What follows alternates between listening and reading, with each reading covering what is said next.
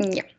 Ok, chicos, bueno, vamos a comenzar con el primer tema del curso de biología. Aquí vamos a tocar 3 puntos que vienen a ser origen de la vida, teorías y evolución. Ok, a ver. Siento que está en diferido. Voy a volver a compartir porque... A ver, un momento.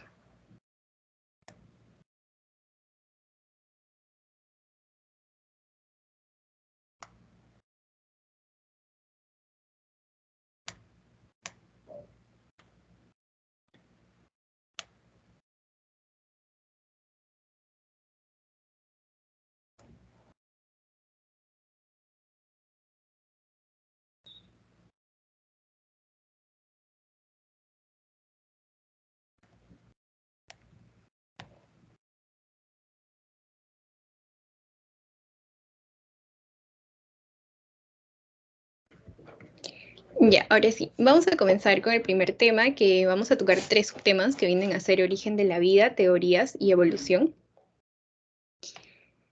Comencemos con 2 conceptos principales y muy importantes. El primero es el concepto de vida. Vida viene a ser la capacidad que tiene un ser vivo de poder hacer diferentes cosas. ¿Qué cosas? Nacer, crecer, metabolizarse, responder ante estímulos, también pueden reproducirse y finalmente morir. Entonces, ese es un concepto muy importante que deben tenerlo en cuenta. La vida es la capacidad de un ser vivo de nacer, crecer, metabolizarse, responder ante estímulos, reproducirse y finalmente morir. En cambio, el ser vivo, que ya lo hemos visto dentro de la vida, el ser vivo viene a ser cualquier tipo de sistema químico que pueda transferir su información molecular a través de la autorreproducción. Y de la misma forma también pueda evolucionar. Entonces, todo ser vivo puede tener la capacidad de transferir su información molecular a través de la autorreproducción y finalmente de poder evolucionar. Recuerden estos 2 conceptos para que no se confundan más adelante. Ahora, comencemos con las teorías del origen de la vida. La primera teoría viene a ser el creacionismo. El creacionismo nos dice que la vida ha sido originada a través de una fuerza sobrenatural y divina. Es decir, cada especie se habría originado separadamente de las otras. Es decir, que una especie ha provenido de ella misma, no ha provenido de una anteriormente. O sea, acá no existe la evolución.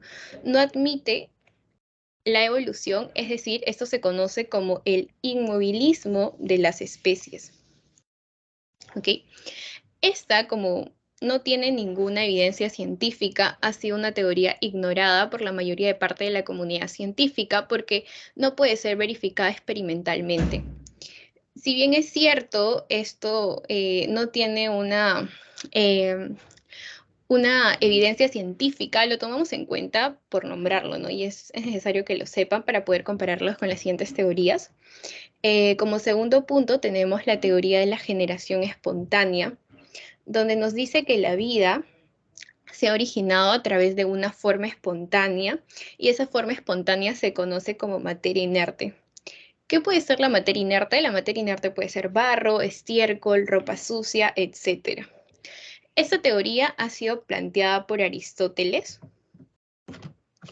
y para que entiendan mejor de qué trata la generación espontánea. Aquí, como pueden observar, es un frasco, ¿no? Dentro de ellos tienen carne en putrefacción. Entonces, con el tiempo, estos olores que emana la carne va a traer consigo la aparición de moscas, ¿no? Las moscas van a venir y van a dejar sus huevitos.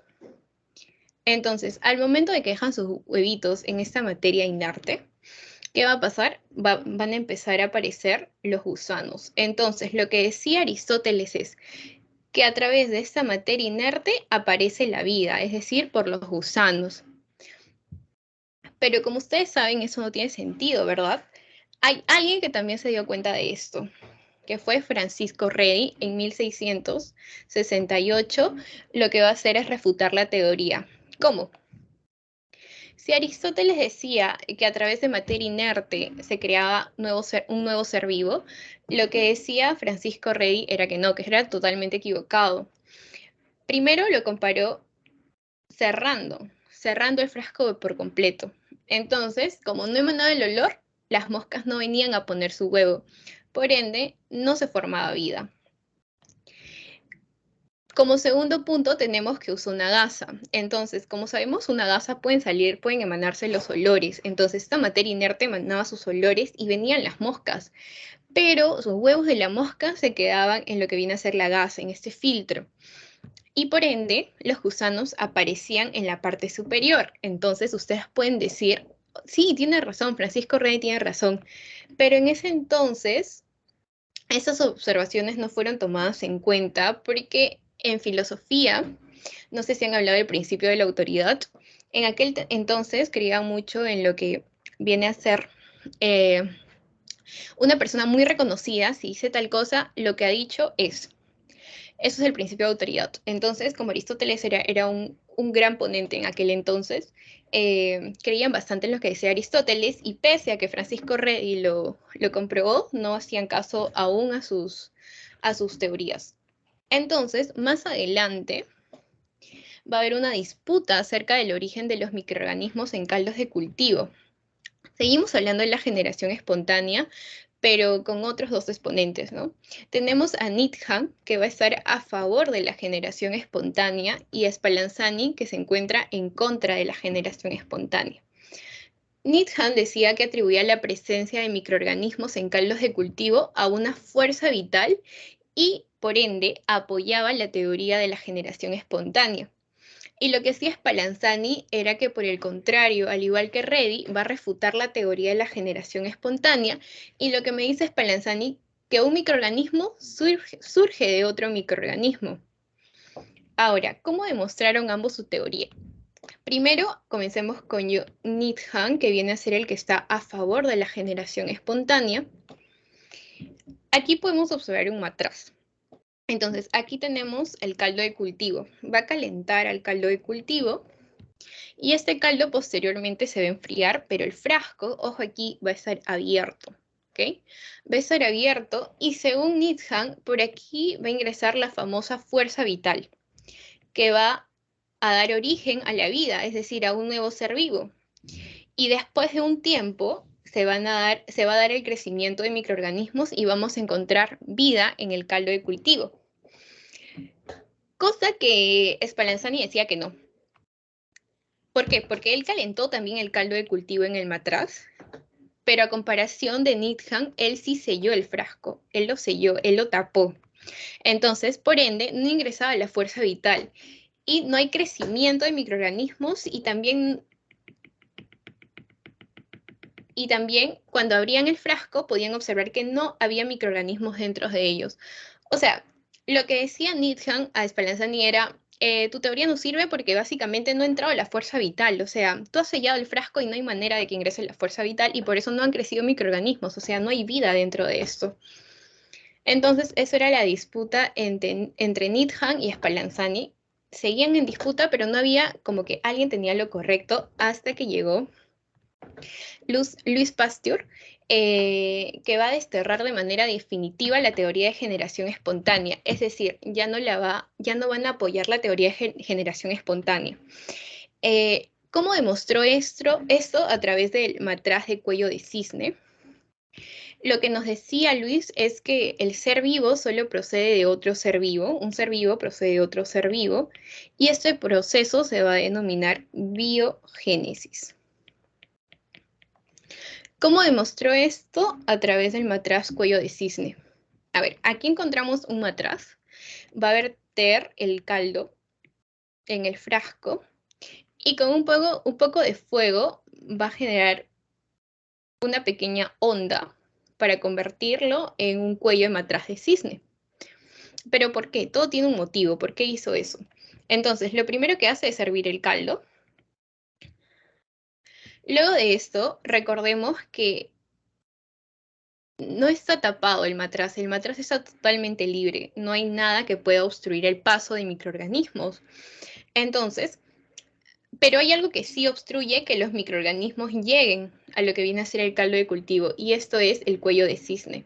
Entonces, si bien es cierto, los polvos y el polvo y el microorganismo entraba al matraz del cuello de cisne, como podemos observar aquí, entraba el polvo, pero no llegaba a estar en contacto con el caldo de cultivo porque la forma de este matraz impedía que los microbios puedan llegar al caldo de cultivo.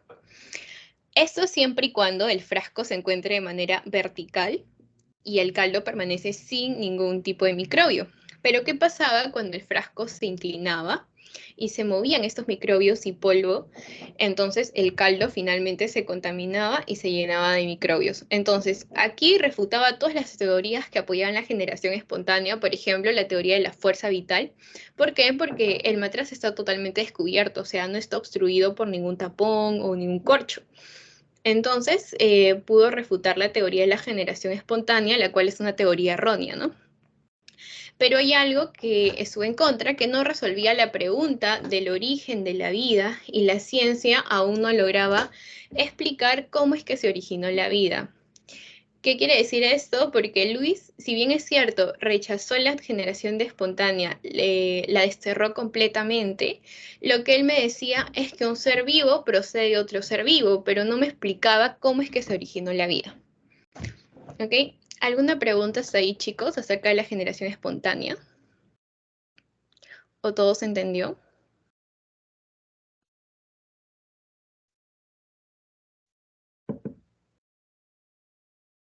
Una consulta. Entonces, para incluir la generación espontánea fue una teoría que se dio a partir de la prueba como pusieron en el ejemplo de un frasco abierto, pero esa misma se refuta cuando tapamos dicho frasco. A ver, la generación espontánea, como tú mismo lo dices, fue planteado primero por Aristóteles. ¿Quién planteó la generación espontánea? Fue Aristóteles. Hizo su experimento, pero el primero en refutarlo fue Francisco Redi, ¿ok? Pero como te dije, no hicieron caso a sus observaciones. Pero sí podrías decir que fue en un frasco como que el experimento. Pero el que en realidad refutó la teoría de generación espontánea fue Luis, ¿no? Con el experimento del cuello de matraz. No sé si respondí tu pregunta. Sí, todo claro. Ok. ¿Alguien más tiene alguna pregunta? ¿O todo claro?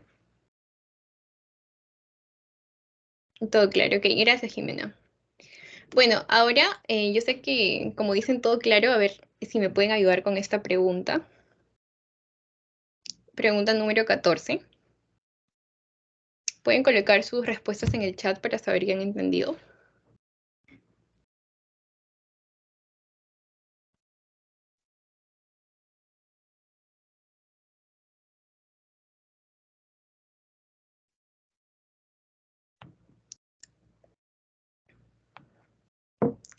La sé, la sé, la sé. Muy bien, chicos, sí. A ver, Luis refutó la teoría de, ya lo hemos visto, generación espontánea, y comprobó que todo ser vivo procede de otro ser vivo, denominándose este proceso biogénesis. Muy bien, chicos. Recuerden que las preguntas, voy a tratar de ponerles siempre preguntas, visto cada subtema, para que así puedan ustedes saber si han comprendido o no, y cualquier duda tengan la confianza de poder preguntármela. Y bueno, de la misma manera, estas preguntas no son preguntas creadas por mí, son preguntas de parciales anteriores. Así que de esa manera también va repasando banqueo. Mm. Ya bueno, sigamos con otra teoría de la vida. La tercera teoría viene a ser la teoría de la panspermia, que fue dada en el siglo XIX por el famoso Arrhenius, ¿ok? A ver, él nos decía totalmente, o sea, él nos cambia totalmente el origen de la vida. Nos dice que la vida vino a través de un meteorito, o sea, aterrizó a la Tierra a través de un meteorito. Y este meteorito tenía dentro de él presencia de esporas de microorganismos, ¿ok? Esporas de microorganismos. Pero como sabemos, esta teoría tiene cosas a favor y cosas en contra. Las cosas a favor es que exactamente, efectivamente, en algunos meteoritos sí se han encontrado moléculas orgánicas como lo son los aminoácidos, También en otros meteoritos que han llegado a la Tierra se ha encontrado que tienen fósiles de los que serían las bacterias. Pero en contra, al igual que la teoría de biogénesis de Pasteur, tampoco nos va a resolver el origen de la vida. Sin embargo, solo nos va a decir que la vida se traslada de fuera del planeta. O sea, si bien es cierto, nos dice que la vida llegó a la Tierra a través de un meteorito, pero nos está trasladando la vida desde el planeta, desde el espacio hasta la Tierra que aterrizó, pero no nos dice cómo se originó la vida, solo nos está explicando cómo podría haber llegado la vida a la Tierra. ¿Ok? Bueno, como cuarto punto tenemos la teoría del origen químico de la vida. Esta teoría, presten mucha atención porque es la teoría más aceptada. ¿Ok? Es la teoría más aceptada para poder explicar el origen de la vida y esta teoría va a estar expuesta por el ruso Oparin y por el inglés Haldane. Esta teoría fue dada en el año 1923. Y bueno, ¿qué nos dice esa teoría? Primero, que se va a dar la formación de coacervados. ¿Qué son coacervados? Yo, mira, te los voy a explicar más adelante en la imagen. Que dieron lugar a los protobiontes. ¿Qué son protobiontes? No se preocupen que hay una diapositiva donde vamos a hablar únicamente de protobiontes. Y también se encarga de explicar el origen de la vida a partir de la evolución química y los fenómenos físicos de la materia. Asimismo, las moléculas orgánicas simples se formaban a través de materias primas simples. ¿Cómo es eso? No entendí nada. Bueno, presten atención a este gráfico, que básicamente les voy a explicar todo ahí. Bueno, anteriormente nosotros teníamos una atmósfera primitiva, es decir, una atmósfera anaeróbica, y también una atmósfera reductora. Esta atmósfera tenía presencia de elementos como dióxido de carbono, vapor de agua, amoníaco, metano. ¿Sí? Son elementos que se encontraban en nuestra atmósfera primitiva, que al entrar en contacto o reaccionar con descargas eléctricas o con rayos cósmicos, inclusive con los rayos ultravioletas, al entrar en contacto con estos y reaccionar, se van a formar lo que vienen a ser moléculas mucho más complejas. Moléculas más complejas, lo que se conoce como el caldo primitivo. Ahora, ¿cómo se formó este caldo primitivo? Se va a formar a través de las gotas coloidales, que son conocidas como coacervados,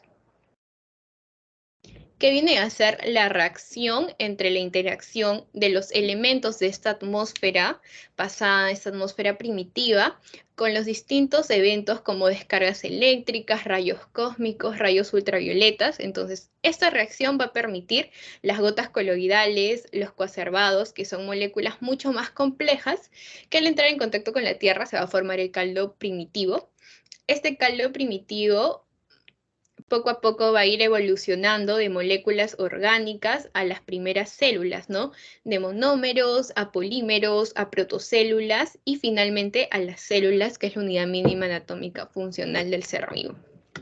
Ok, ahora sí se logró entender la teoría del origen químico de la vida o alguna pregunta acerca de panspermia.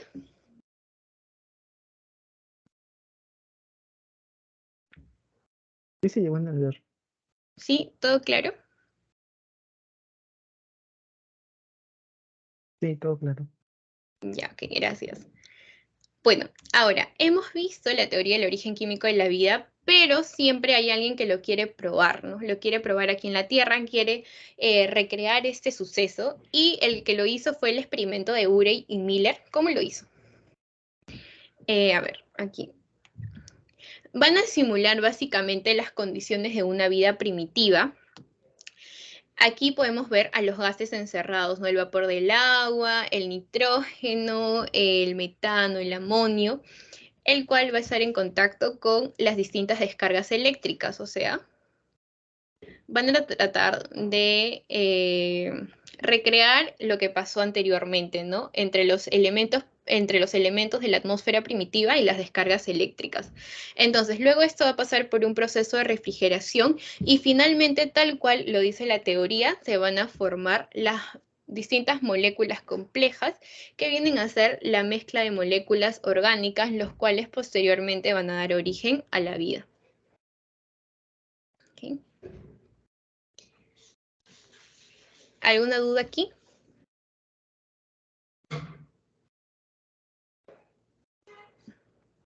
¿Tampoco? Bueno, ahora, recuerden que les hablé de un protobionte. Un protobionte vienen a ser los precursores evolutivos de las primeras células eucariotas, procariotas, es decir, antes de que aparezcan las células procariotas, tenían como precursor a los protobiontes. ¿Cómo es el aspecto de un protobionte? Bueno, les presento un protobionte, el cual tiene una membrana externa y de la misma manera tiene bastantes invaginaciones de membrana, como pueden observar aquí. Y también va a tener su material genético, como que puede ser ADN o RN. Y lo que básicamente forma el protobionte son estas microesferas, ¿no? Es un compactado de microesferas. Se originó por la convergencia y conjugación de microesferas, que pueden ser microesferas tanto de proteínas como de carbohidratos, de lípidos y de otras sustancias orgánicas encerradas por una membrana lipídica. Y también tienen la necesidad de crecer y reproducirse por el flujo de información genética de las células modernas, como podemos observar, tienen su material genético. Y también la molécula de ARN tiene la capacidad de autorreplicarse y actuar de molde para síntesis de proteínas. Ya, bueno, ¿alguna duda hasta aquí para ir con preguntas? ¿O todo claro? Todo Entonces, claro. según el proceso de probionte, las células cariotas y las procariotas provienen de la misma raíz, que sería la simbiosis entre ambas. Bueno, en este caso una ¿Cómo me procariota. puedes repetir tu pregunta, por favor? No te logré escuchar bien. Entonces, se podría decir que el probionte es la raíz de las células procariotas y eucariotas. Sí, de las procariotas específicamente. Que muchas gracias. ¿Sí? Ya. Bueno, a ver, si todos lograron entender, me pueden ayudar con esas preguntas. Se pueden responder en el chat.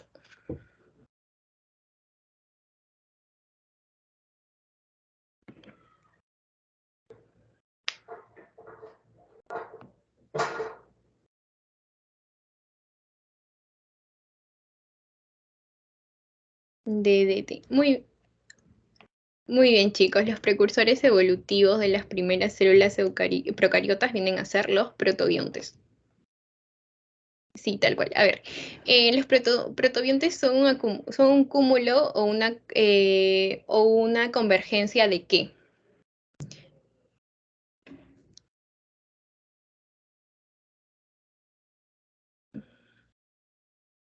En la imagen se pueden dar cuenta. Es una compactación de ciertas cositas que ven ahí. ¿Cómo se llaman esas cositas? Esos como circulitos.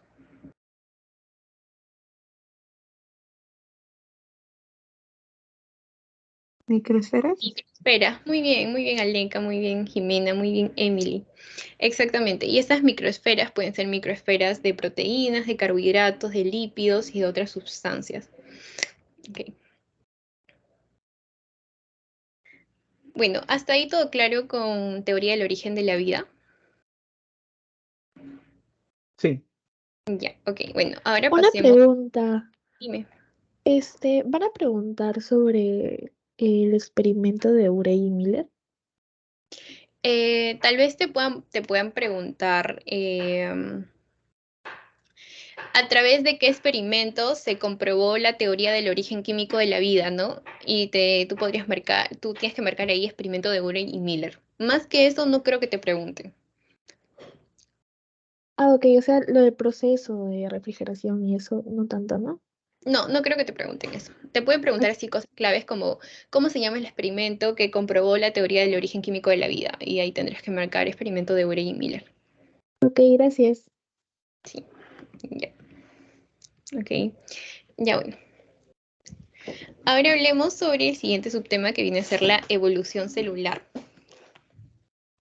Como vimos, los protobiontes vienen a ser los precursores de ¿quiénes? De las procariotas, los cuales las procariotas pueden ser heterótrofos anaeróbicas, procariotas autótrofas anaeróbicas, luego se va a dar la formación de una atmósfera oxidante y van a seguir siendo procariotas, pero en este caso ya van a ser aeróbicas, y posteriormente se convertirán en las células eucariotas, ¿no? Que son las más completas, que tienen organelas, tienen distintos organelas que no tienen las células procariotas, ¿no? Hay diferencias marcadas entre las células eucariotas y procariotas, que es el tema de la próxima clase. ¿Ok? Y bueno, ahora sí vamos a hablar sobre las teorías de la evolución celular. Comencemos con la teoría endosimbiótica, que fue planteada por Lynn Margulis. Y esta teoría de la endosimbiosis en serie, así también es conocida, básicamente va a describir lo que viene a ser la aparición de células eucariotas como consecuencia de sucesivas incorporaciones simbióticas de diferentes bacterias de vida libre. Mirás que eso no entendí nada. Bueno, vamos al gráfico para que entiendan un poquito más. Esta es una célula huésped procariota, ¿ok? Procariota original, que tiene su material genético, que en este caso es ADN. ¿Ok? Esta célula va a hacer unas ciertas invaginaciones de su membrana plasmática, ¿ok? ¿Para qué se van a dar estas invaginaciones? Yo, mira, para poder fagocitar a lo que vienen a ser las bacterias aerobias. ¿Ok? Entonces, al momento de nosotros hacer invaginaciones múltiples de la membrana plasmática para poder fagocitar a estas bacterias aeróbicas, estas bacterias aeróbicas se van a convertir en mitocondria. Entonces, aquí ya vemos una clara diferenciación entre las procariotas y las eucariotas, porque las procariotas no tienen organelas, o sea, no tienen mitocondrias, pero las eucariotas sí. Entonces, ya hay presencia de mitocondrias aquí. Ahora, si bien es cierto, también hay otras organelas como el retículo endoplasmático o la envoltura nuclear. Estas se van a formar a partir de invaginaciones, pero de la membrana plasmática, más no es parte de la teoría de endosimbiosis en serie. Ahora, aquí va a haber una gran diferencia entre las células eucariotas para plantas o para algunos protistas a comparación de las células eucariotas para animales, para hongos, para algunos protistas. ¿Cuál es la diferencia? Que aquí también se van a dar invaginaciones para las plantas, pero van a fagocitar bacterias fotosintéticas que posteriormente en la célula, cuando ya han sido fagocitadas, se van a convertir en cloroplastos. ¿Ya? Y como sabemos, las células eucariotas de animales no tienen cloroplasto, más las células eucariotas de plantas o algunos protistas sí tienen cloroplastos. Esta va a ser la diferenciación. Y bueno, las células eucariotas de animales y hongos y algunos protistas va a seguir la linealidad de lo que hemos visto anteriormente, donde la bacteria aerobia se convierte en lo que vienen a ser mitocondrias. Entonces, básicamente, viendo este gráfico, la teoría endosimbiótica, ¿qué me dice? Que la célula eucariota apareció debido a las invaginaciones sucesivas de la membrana de una célula procariota con anterioridad, ¿no? ¿Y qué va a imaginar? ¿Qué va a comer? ¿Qué va a fagocitar? Va a fagocitar a las bacterias aerobias que posteriormente las va a convertir en mitocondrias. ¿Hasta ahí alguna duda? ¿O se logró entender? Sí, se la voy a entender. Sí, sí se logró entender. Sí.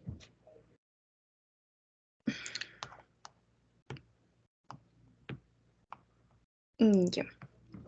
Bueno, a ver chicos, ayúdenme con esta pregunta.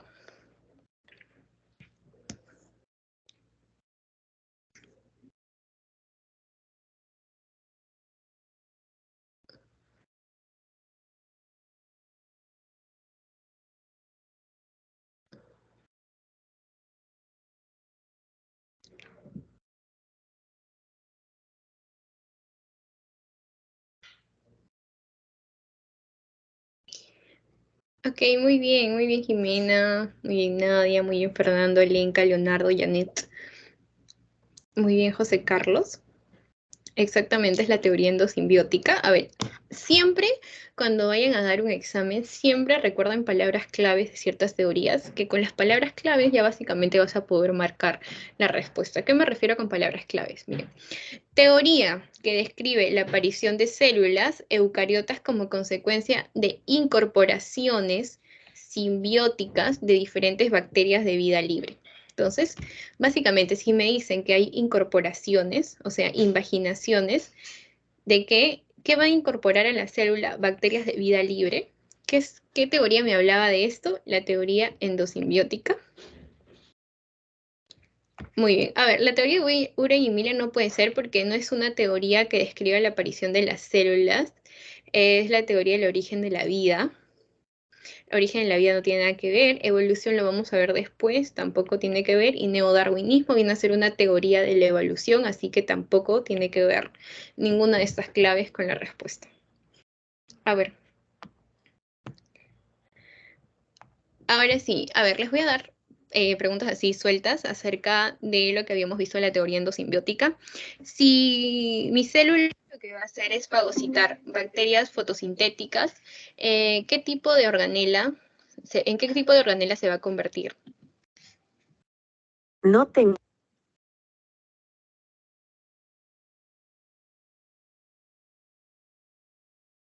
En cloroplasto. Muy bien, Braulio. Muy bien. Por lo contrario, si yo me encargo de fagocitar a bacterias aerobias, ¿en qué organela se convierte?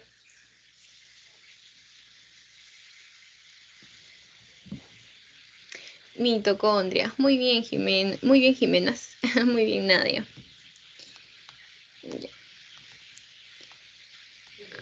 A ver. Muy bien, chicos. A ver, aquí hay otra pregunta.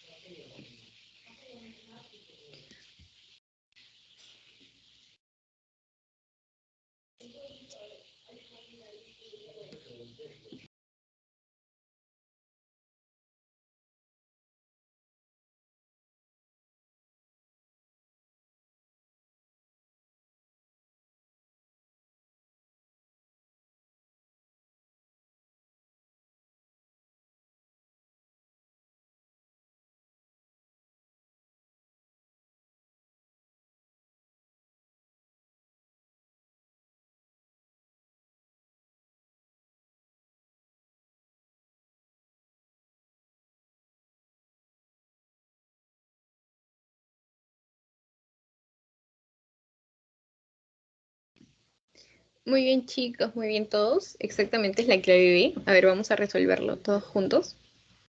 ¿Podrías explicar de nuevo lo de cloroplastos? Claro, termino de responder esta pregunta y retrocedo a la diapositiva, ¿te parece? ¿Ya?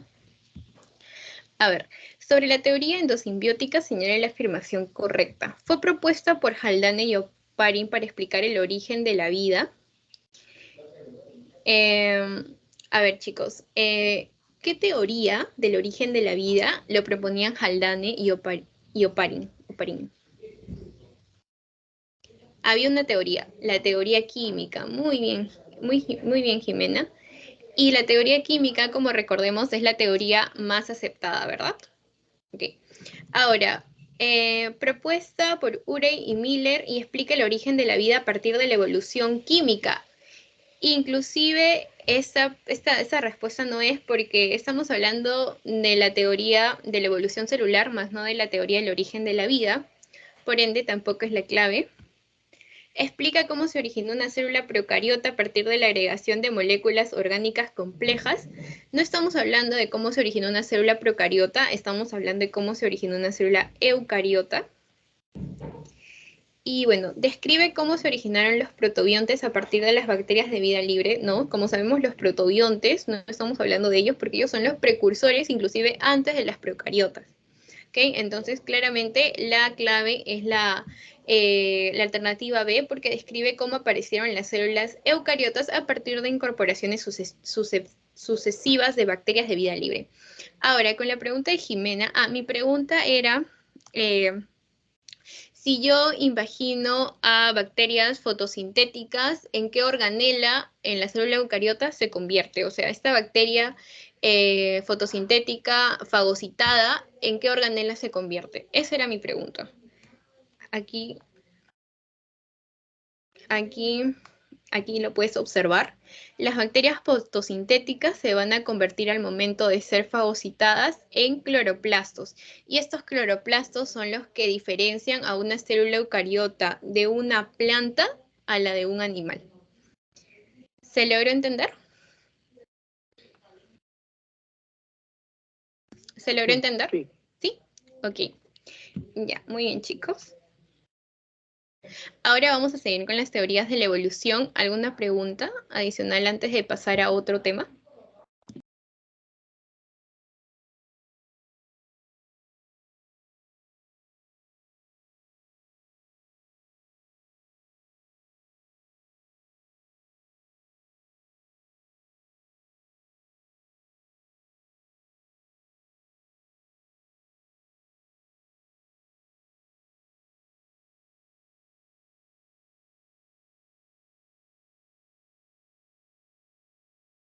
Si no hay ninguna duda acerca de esto, vamos a seguir con lo que vienen a ser las teorías de la evolución. Ahora, ya hemos visto las teorías del origen de la vida, las teorías de la evolución celular. Ahora vamos con otras teorías que son distintas, que son las teorías de la evolución. A ver. Dentro de las teorías de evolución vamos a comenzar por el lamarckismo, o también conocido como transformismo. Va a estar planteada por Jean-Baptiste de Lamarck en el año de 1744 y 1829. Ahora, quiero que presten mucha atención a lo que vienen a ser los principios, ¿ok? El primer principio, porque son tres, es el principio de tendencia hasta la complejidad. En breves resúmenes es que a mayor tiempo evolutivo va a haber mayor complejidad. ¿Qué quiere decir esto? Que el ser vivo va a tener mucha mayor complejidad si ha pasado un proceso de evolución previamente, pero de un largo tiempo de evolución. Eso es lo que quiere decir la tendencia hacia la complejidad. O sea, las especies primitivas van a tener menor complejidad a las especies que se encuentran actualmente. ¿Okay? Porque lo que viene a ser la complejidad se va acumulando. ¿Ya? Eso es lo que nos explica la tendencia hasta la complejidad. Luego, como segundo punto, tenemos la adaptación de un órgano depende del uso o desuso que hagamos de él, o sea, la ley de uso y desuso. A ver, para que puedan entender mejor este principio, acá hay una imagen, un claro ejemplo de las jirafas. Se dice que las especies primitivas de la jirafa tenían cuello corto, ¿ya? Tenían cuello corto. Pero ¿qué pasaba? Los arbustos eran grandes. Entonces, ellos, para obtener comida, tenían que estirar su cuello, ¿ok? Estirar su cuello, estirar su cuello, estirar su cuello. Entonces, cuanto más lo usaban, el cuello más crecía. Es lo que planteaba Lamarck, ¿no? Entonces, como ellos tenían inicialmente el cuello corto, se les habría estirado porque empezaban a comer las hojas de los árboles altos, ¿no? Entonces, los descendientes iban heredando esta característica. Por ejemplo, aquí eran sus cuellos más pequeños, ¿no? Luego eran medianos y entre ellos se reproducían. Sus herederos seguían teniendo el cuello mediano, ya no nacían con el cuello chico, corto, y como iban usando más y más y más, se iban estirando, finalmente las jirafas que hoy conocemos tienen el cuello largo. Eso es lo que nos decía Lamarck. Pero así como tenemos la ley del uso, también tenemos la ley del desuso. Por ejemplo, aquí tenemos un kiwi, ¿no? Un kiwi. Este kiwi, como pueden ver, no tiene alas. ¿Por qué? Porque el kiwi seguro no utilizaba sus alas. Entonces, al no utilizar estas alas, se han atrofiado. Entonces, cuando se atrofian, posteriormente van a desaparecer. Entonces, las alas del kiwi desaparecieron. ¿Ok? Aquí nos dice pues que según Lamarck, las modificaciones en el entorno de una especie generan nuevas necesidades, en respuesta a las cuales los seres vivos se ven obligados a utilizar un determinado órgano, como por ejemplo en el caso de los venados, los cuernos, ¿no? Para pelear utilizan demasiado esto, entonces se han desarrollado y sus descendientes también siguen teniendo cuernos largos. Ahora, lo que deben utilizar aquí o recordar es que según la función hacia el órgano. Es decir, si yo a este órgano lo utilizo demasiado, o sea, lo utilizo todos los días, es indispensable para mi supervivencia, ¿qué va a pasar? El órgano se va a fortalecer y se va a desarrollar. Pero ¿qué pasa si el órgano no lo utilizo, no es indispensable? Lo que va a pasar con este órgano es que se va a atrofiar, ¿ok? Y al atrofiarse, posteriormente va a desaparecer. ¿Ok? Por ejemplo, el gran desarrollo en las patas posteriores de algunos animales debido a que lo usan frecuentemente. Y como vimos en el ejemplo del kiwi, ya que no utilizaban sus alas, se atrofiaron y posteriormente desaparecieron, y eso al momento de tener su descendencia ya nacían los kiwis sin alas. Es lo que planteaba Lamarck. Ahora, como tercer principio tenemos la herencia de los caracteres adquiridos, que los nuevos caracteres se transmitían a los descendientes, aparecían en especies nuevas, es lo que llamaban la herencia de los caracteres adquiridos, como te repito, ¿no? Si el kiwi se atrofiaron sus alas, desaparecieron sus alas, las crías del kiwi van a nacer sin alas. Es lo que nos decía Lamarck. Esos son los tres principios, ¿ok? A ver, vamos a repasar los tres principios. El primero es que a mayor tiempo evolutivo, estos seres vivos van a tener mayor complejidad.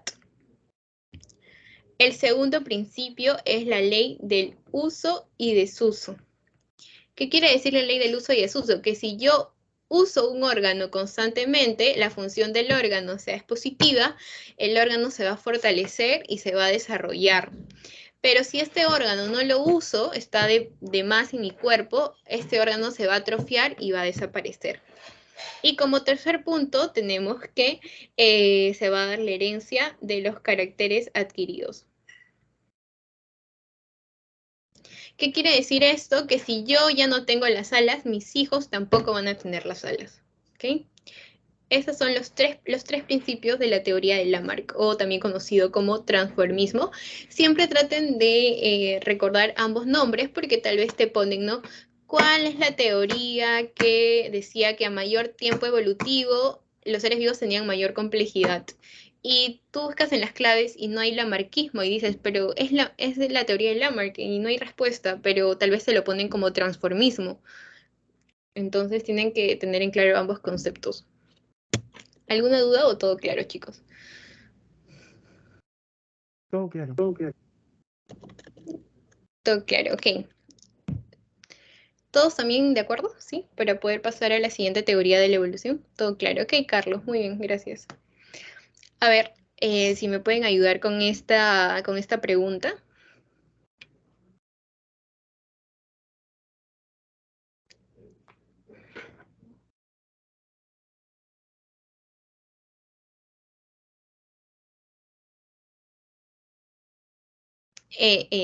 Muy bien. A ver, es un principio del lamarquismo. ¿Cuántos principios tiene el lamarquismo, chicos? 3 principios. Muy bien. ¿Cuál es el primer principio? Tendencia a la complejidad. Muy bien. ¿Qué hace a un ser vivo mucho más complejo que a mayor tiempo? A mayor tiempo evolutivo va a tener mayor complejidad. Muy bien. ¿Cuál es el segundo? El segundo principio de Lamarck. Ley del uso y desuso. Muy bien, ley del uso y desuso. ¿Qué pasaba cuando un órgano lo usaba siempre? ¿Era indispensable para mi supervivencia? Se desarrollaba más.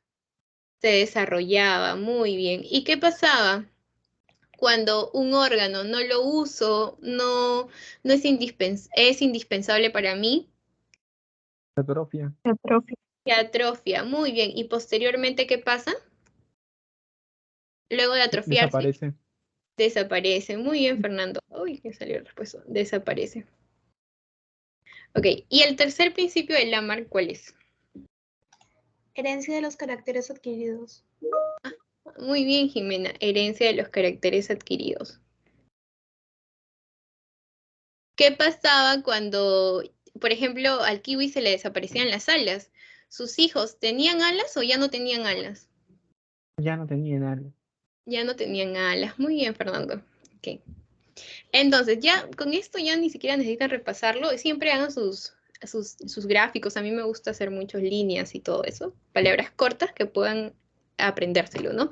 La gran capacidad reproductiva de las especies, vamos a hablar de eso. La variabilidad entre las especies se debe a la presencia de mutaciones, no, mutaciones, no. Mutaciones lo vamos a ver en otra teoría más adelante. Así que si te hablan de mutaciones, no es Lamarck. La existencia de gran variabilidad dentro de las especies, tampoco, si te hablan de variabilidad, tampoco es Lamarck. Lo que sí, uno de los principios, que es el segundo principio, que el uso continuo de un órgano lo fortalece y lo desarrolla. Muy bien, chicos. A ver, esa siguiente pregunta.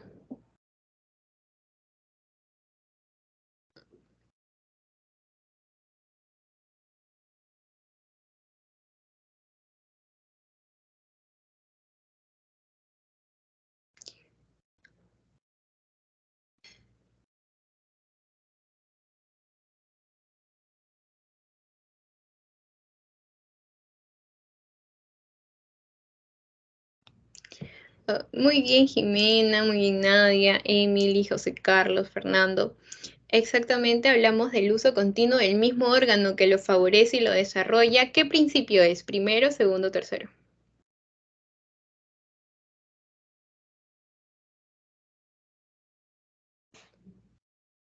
¿Cuál principio es? El segundo. Ajá, ¿y cómo se llama esa ley? Ahí te lo dice. Ley del uso y desuso. Muy bien, ley del uso y desuso. Ok, y esa es la teoría de Lamarck. El lamarckismo, o también conocido como, ¿cómo también conocen a la teoría de Lamarck? Tiene otro nombre. Transformismo. Muy bien, Transformismo. muy bien, Jimena. Muy bien, chicas. Transformismo. Sí, muy bien. Ujú. Ya. Bueno, sigamos con la siguiente pregunta, que viene a ser el darwinismo. El darwinismo viene a ser una teoría, como su mismo nombre lo dice, te lo dice ahí tal cual, Charles Darwin, en el año de 1809 y 1882. Darwin es conocido como el padre de la actual teoría moderna de la evolución. Pero, ¿qué me decía Darwin? Darwin me decía que las que tienen mayor capacidad reproductiva de las especies, también nos habla de una variabilidad. Ojo con lo que está subrayado en rojo, porque no lo he subrayado por las puras, es porque son palabras claves, ¿ok? Existe variabilidad dentro de las especies y nos habla de la famosa selección natural, que creo que lo han visto hasta en el colegio. ¿Qué me dice la selección natural? Que los individuos menos adaptados al medio ambiente tienen menos probabilidades de sobrevivir y de reproducirse, los menos adaptados. Pero los individuos más aptos y que tienen mayor probabilidad de sobrevivir y también por ende tienen mayor capacidad de reproducción. Asimismo, transmiten sus rasgos hereditarios a las generaciones futuras de la que se produce el proceso de selección natural. A ver, ¿qué dijiste? No entendí nada, mira. Lo que me dice la selección natural, que hay dos tipos de individuos, ¿no? Los individuos que tienen menor probabilidad de sobrevivir, y los que sí tienen mayor de probabilidad de sobrevivir. ¿Por qué se da esto? porque puede tener, por ejemplo, en el caso de las jirafas, ¿no? Los que tienen mayor probabilidad de sobrevivir son los que tienen cuello alto porque pueden alcanzar a las ramas de los árboles. En cambio, los de cuello pequeño no tienen tantas posibilidades de sobrevivir porque no van a tener alcance al alimento a comparación de los que tienen cuello alto. Entonces, los individuos que tienen menor capacidad de sobrevivir son los individuos que están menos adaptados al entorno. En cambio, los que tienen mayor probabilidad de sobrevivir son los que se encuentran más adaptados al entorno. Entonces, los que tienen menor adaptación, tienen menor sobrevivencia y también tienen algo muy importante que es menor capacidad reproductiva, o sea, menor reproducción. Por ende, los más adaptados y los que tienen mayor sobrevivencia van a tener mayor o menor capacidad reproductiva. Mayor capacidad. Muy bien, Fernando. Mayor capacidad reproductiva, mayor reproducción. Mayor reproducción, y entonces estas capacidades que los hacen estas características que los hacen más adaptados a su entorno con mayor sobrevivencia, va a ser que estas características se las pueda pasar a su descendencia. Ejemplo, aquí. Encontramos a una jirafa de cuello largo. ¿Ok? A ver, existe gran variabilidad entre las especies, ¿no? Es lo que nos dice Darwin, gran variabilidad entre las especies. Puede encontrar en un ecosistema, puede encontrar tanto jirafas de cuello largo como jirafas de cuello corto. Pero aquí está la diferencia de la capacidad de supervivencia, ¿no? ¿Cuáles creen que van a tener mayor capacidad de sobrevivir? ¿Las de cuello largo o las de cuello pequeño? Las de cuello largo, muy bien, Jimena. Entonces, estas jirafas de cuello largo no van a morir fácilmente, entonces pueden seguir reproduciéndose con jirafas tal vez de cuello mediano. Entonces, como sabemos, al momento de nacer, van a nacer con las mismas características que hacen que estas jirafas sobrevivan. Entonces pueden nacer con sus cuellos ya medianos. Y así poco a poco, como estas jirafas de cuello pequeño ya no sobreviven, poco a poco van muriendo. Entonces, finalmente quedan las jirafas solo de cuellos largos, ya no quedan sus especies primitivas. Por ende, lo que te dice Darwin es que hoy en día nosotros solo conocemos a las jirafas de cuello largo. ¿Ok? Aquí está. Según Darwin, en las poblaciones de jirafas existía una cierta variabilidad. ¿A qué se refiere la variabilidad? Que hay tanto jirafas de cuello largo como jirafas de cuello corto. Unos tenían el cuello más largo que otros. Los individuos de cuello más largo estarían en mejor adaptación, mejor capacidad de supervivencia y dejarían más descendientes. Con el tiempo cada vez habrían más jirafas con cuello largo. ¿Okay? Entonces, recuerden siempre cuando te hablen de darwinismo, estas palabras que tienen mayor capacidad reproductiva, y también que en el espacio del ecosistema existe bastante variabilidad. Pero estas características que los hacen sobrevivir a los seres vivos van a ser transmitidos a través de la reproducción, ¿no? Van a ser transmitidos a sus descendientes, esas características que los hacen generar la supervivencia, ¿no? ¿Alguna duda acerca de esto, chicos? ¿O todo claro?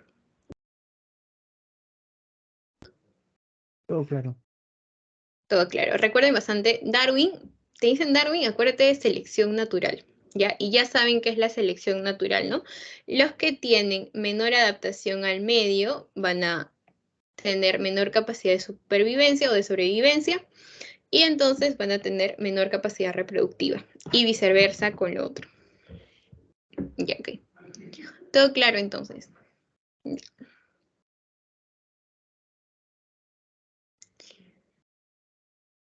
Ahora, creo que me retrasó las diapositivas. Ya. Comencemos con la tercera teoría, porque hemos visto el lamarckismo, darwinismo, y ahora vamos a ver el neodarwinismo, o también conocido como síntesis moderna.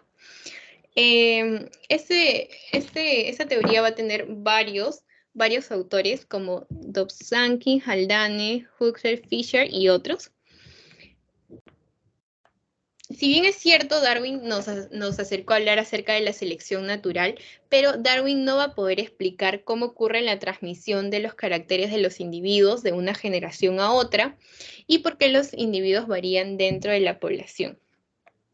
Pero hay alguien que sí nos va a hablar sobre los patrones básicos de la herencia. Y ese alguien es Gregor Mendel, ¿ok? Gregor Mendel va a dilucidar los patrones básicos de la herencia en el año de 1930 y 1940. ¿Qué es en sí la síntesis moderna? Resúmemelo yo, mira. Bueno, la síntesis moderna toma el darwinismo con su teoría de Darwin, o sea, la teoría de la selección natural, pero le agrega algo de lo que no habló Darwin. ¿Cómo es que pasan estas características predominantes que generan una supervivencia a los demás seres vivos, ¿no? ¿Cómo es que lo pasa? ¿Cómo es que las jirafas siguen naciendo con cuello largo? Y esto lo va a explicar los principios de la herencia mendeliana. Entonces, la síntesis moderna, ¿qué es? Es la unión de dos teorías, de la teoría de Darwin y de lo que viene a ser los principios de la herencia mendeliana. ¿Qué me dice esto? Que es la variación en la descendencia observada por Darwin, se va a explicar por la presencia de mutaciones o cambios en el ADN. ¿Se acuerdan que en las alternativas anteriores, cuando hablamos del lamarquismo, me hablaban de mutaciones? Ya, cuando te hablen de mutación, tú marcas síntesis modernas o neodarwinismo, porque lo que va a explicar esta teoría es la presencia de estas mutaciones y cambios en el ADN son los que van a causar la variabilidad genética, sobre la que actúa la selección natural durante la evolución. ¿Okay? A ver, ya. A ver, chicos, ¿cuál es la clave aquí? Bueno, ya está. Me olvidé de taparlo.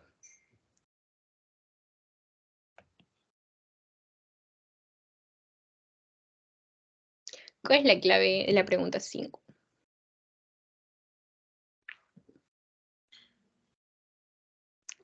La B, sí, la B. Muy bien, chicos. Ya, lamarquismo, darwinismo, neodarwinismo son teorías de la evolución. Pero a ver, me van a ayudar con las demás. ¿Qué teoría tiene a la endosimbiótica? ¿Cómo se llama el conjunto? ¿Qué explica la endosimbiótica? O sea, ¿es teoría del origen de la vida, teoría origen de la evolución celular o teoría de la evolución? Muy bien, de la evolución celular. Y para recordar la teoría endosimbiótica, ¿cuál es la palabra clave? ¿Qué se van a generar en la Células membrana? eucariotas, ¿Cómo? mitocondrias, si no me equivoco. Uy, no te logré escuchar bien. ¿Me lo puedes repetir, por favor?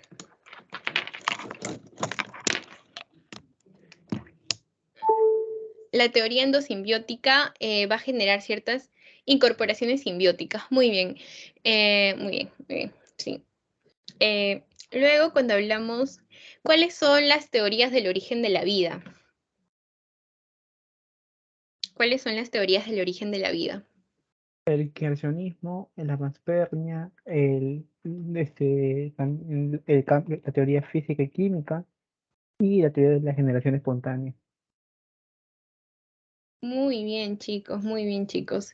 La teoría del creacionismo, ¿cómo decía? ¿Qué es lo que nos decía la teoría del creacionismo? ¿Cómo es que se originó la vida? ¿A través de qué? Por intervención divina. Divina, muy bien. Esta es la teoría que no tiene evidencia científica, ¿cierto? ¿Qué nos decía? Ajá, por una fuerza sobrenatural, exactamente. ¿Qué nos dice la teoría de la panspermia? Que la vida vino del espacio a través de un meteorito. Muy bien, ¿y qué tenía ese meteorito? ¿Recuerdan? Microorganismos. Ya, muy bien. Muy bien, chicos. Y cuando hablamos de la teoría esporas de microorganismos, muy bien. Cuando hablamos de la teoría más aceptada, ¿cuál es esa teoría? La del origen químico y físico. Muy bien. ¿Y de qué nos habla la teoría química? que la vida se originó a través de una serie de procesos químicos y físicos. Muy bien, a través de los elementos de una atmósfera primitiva que empezó a reaccionar con qué sucesos, o sea, en, con qué tipo de sucesos empezó a reaccionar lo que vienen a ser los elementos de la atmósfera primitiva. Con los rayos, hay tres cositas que ahí subrayé.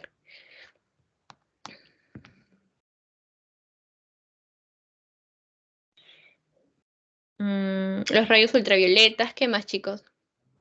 ¿El caldo primigenio? A ver,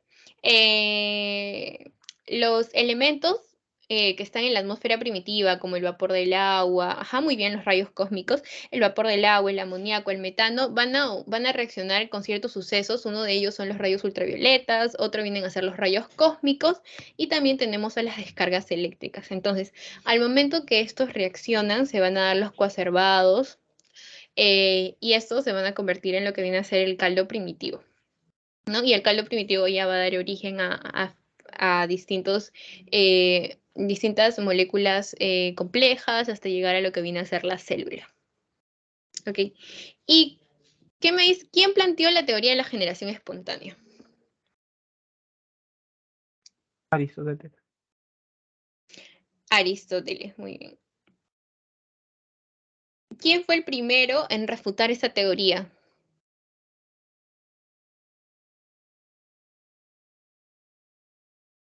Redi, muy bien, Francisco Redi. ¿Pero hicieron caso a Redi o no le hicieron caso?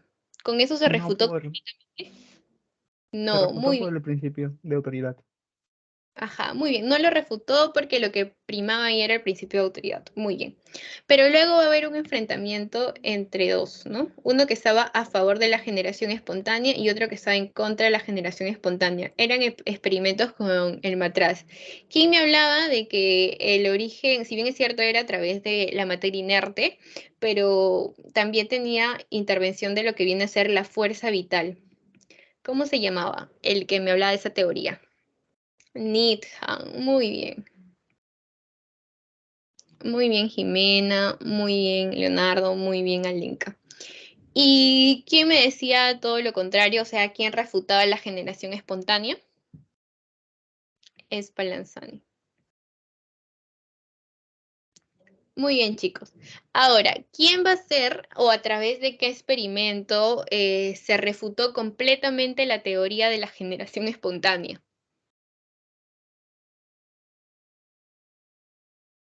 ¿Cómo se llamaba? Ajá, muy bien, Pasteur.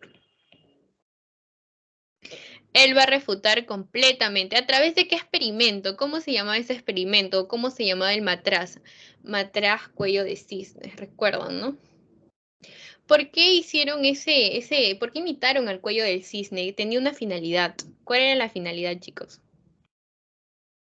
Para que no pudiesen entrar microorganismos.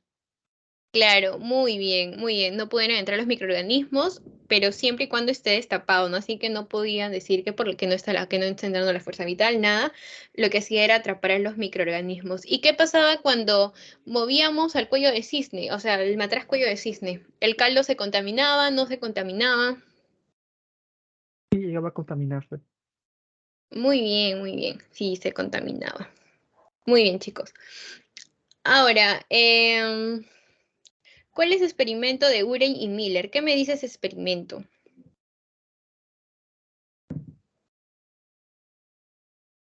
¿Cuál es el experimento de Urey y Miller?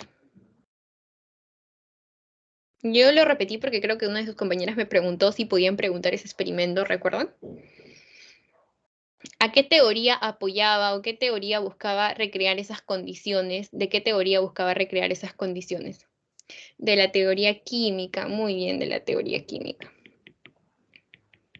Muy bien.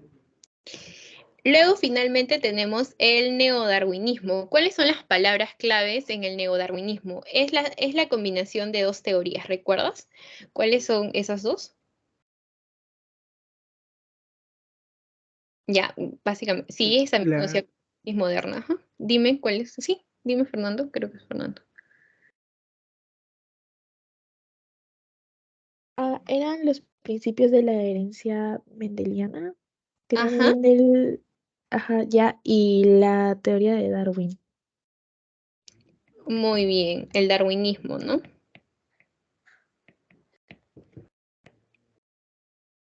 Ya, sí, muy bien, chicos. ¿Hasta aquí alguna duda? ¿Alguna No, todo pregunta? claro. ¿Todo claro? Los demás, no sé si me pueden escribir por el chat o si quieren prender su micro. ¿Todo claro? Ok, Leonardo. Una pregunta. Sí, dime. Para la próxima clase igual nos mandarás una encuesta por WhatsApp, ¿cierto? Sí, cierto, los que están en la clase, que son 37 personas, les he mandado un pretest. Por favor, llenen ese pretest porque eso es su asistencia. Y ahorita les voy a mandar un post-test, que también son 5 preguntas, las responden y eso es, si llenan el pretest y el post-test, cuenta como una asistencia, ¿ok? Cuenta como una asistencia. Si rellenan solo uno, no se les va a tomar como asistencia y con 3 inasistencias los retiramos de las asesorías para poder incorporar a otros compañeros que no alcanzaron cupo. Ujú. Ok, dime, Fernando. Una consulta, tú al principio mencionaste de que iban a ser 6 sesiones, que iba a ser hasta el examen parcial. O sea, después del Claro. examen parcial se cancelará o sigue. No. Hacemos las 6 sesiones para el parcial. Siempre estamos una semana adelantada porque justo también les voy a mandar una encuesta para decidir el horario fijo de todas las semanas, pero la siguiente clase va a ser dentro de esta semana, o sea, esta semana. Puede ser sábado o domingo. Y van a ser 6 clases, que son las 6 semanas, pero en el parcial vamos a tener un banqueo para ayudarlos, para que vayan más seguros sus exámenes.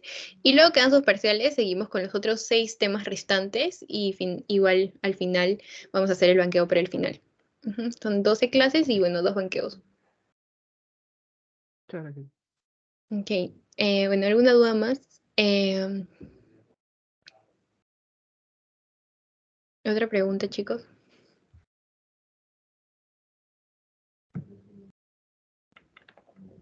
Todo claro. Ok, entonces, también comentarles, no sé si el jueves en la noche tienen clase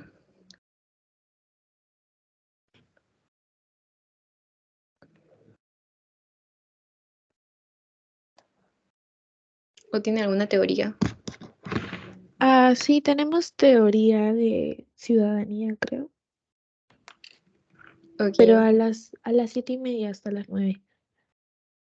ok, entonces les voy a mandar ciertos, creo que 3 horarios, y ustedes lo deciden en el Forms. Lo voy a tener abierto hasta mañana, hasta el mediodía, y ya según lo que decía la mayoría, vamos a definir el horario para esta semana y para las clases que siguen, ¿no? Igual cualquier duda, siéntanse en la libertad de poder preguntármelo. Ahí tienen mi número en el grupo. También pueden preguntar con toda la confianza del mundo, porque así como ustedes son estudiantes, yo también soy estudiante. Así que no tengan ninguna vergüenza. Esta grabación lo voy a subir. eh, y bueno, eso voy a mandar el link también del canal de YouTube para que puedan visualizar las asesorías. Inclusive también va a estar subida acá en el Teams. ¿Ya, chicos?